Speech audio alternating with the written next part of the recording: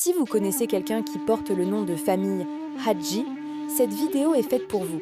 C'est l'histoire d'une famille extraordinaire, des guerriers qui ont combattu les Espagnols, récompensés par un sultan avec une épée historique, et des descendants qui ont marqué l'histoire moderne du Maroc. Je suis Morocan-sur-Nam, et aujourd'hui, on plonge dans l'histoire complète des Hadji, source historique à l'appui. Restez bien jusqu'à la fin pour découvrir les ramifications incroyables de cette famille à travers tout le royaume. Et surtout, n'oubliez pas de commenter votre nom de famille pour que je fasse la prochaine vidéo. Le nom Hadji vient du mot arabe Hajj, qui signifie pèlerinage. Plus précisément, le pèlerinage à la Mecque, l'un des 5 piliers de l'islam. Historiquement, ce nom était souvent donné en signe de respect à ceux qui avaient accompli ce voyage sacré. Mais pour la famille Hadji de Salé, ce nom est devenu bien plus qu'un simple titre. Il symbolise des siècles de mysticisme, de courage guerrier et d'influence intellectuelle. L'ancêtre fondateur de la lignée Hadji commence de Salé est Sidi Ahmed ben Mohamed ben Hossein Hadji, un homme qui était à la fois un mystique soufi et un moujahid, un combattant pour la foi.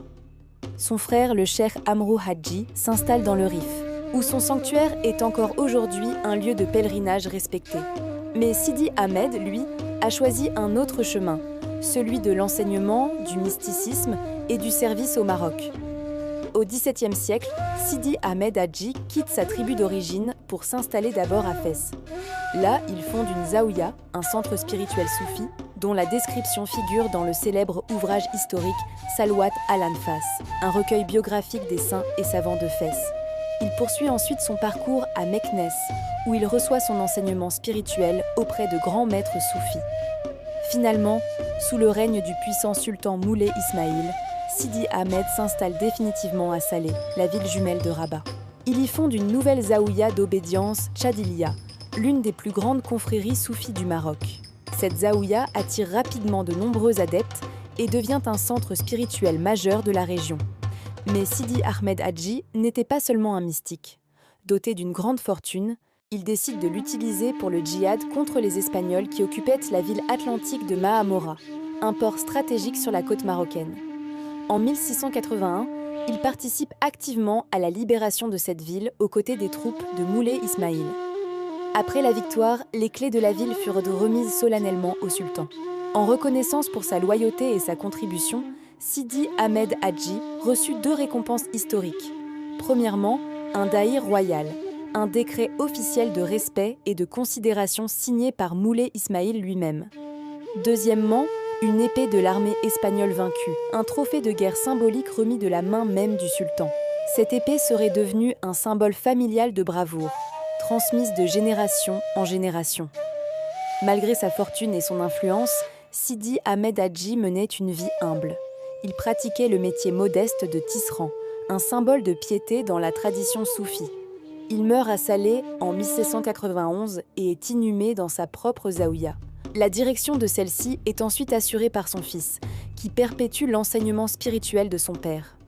Depuis le XVIIe siècle, les descendants de Sidi Ahmed Hadji ont continué d'honorer ce nom.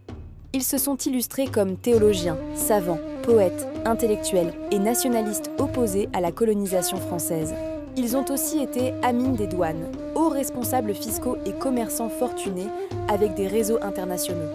Parmi les figures marquantes, on trouve Ahmed Hadji, né à Salé en 1869. C'était un fervent patriote et un négociant respecté qui commerçait avec l'Angleterre et s'est opposé pacifiquement à la présence française. Son plus jeune fils, Saïd Hadji, était un penseur et journaliste d'avant-garde, l'un des précurseurs du mouvement de la Renaissance marocaine.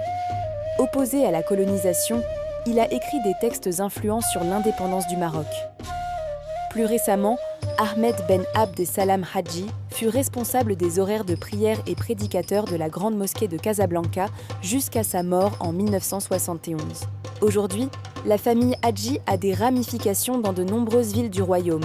Salé, le berceau historique, mais aussi Fès, Meknès, Tétouan, Tanger et Casablanca. Chaque branche a contribué à l'histoire locale, que ce soit dans l'enseignement, le commerce ou l'engagement politique. Voilà donc l'histoire extraordinaire de la famille Hadji.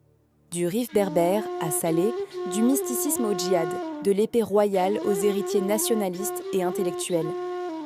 Pour cette vidéo, je me suis basée sur des sources comme Salwat al-Anfas, les chroniques du règne de Moulay Ismaïl et les archives historiques de Salé. Si vous portez ce nom ou si vous connaissez des Hadji, dites-le nous en commentaire. Et surtout, commentez votre nom de famille pour que je puisse en faire ma prochaine vidéo. Abonnez-vous à Morocan sur Nam pour plus d'histoires sur les noms marocains et regardez mes shorts pour des anecdotes quotidiennes.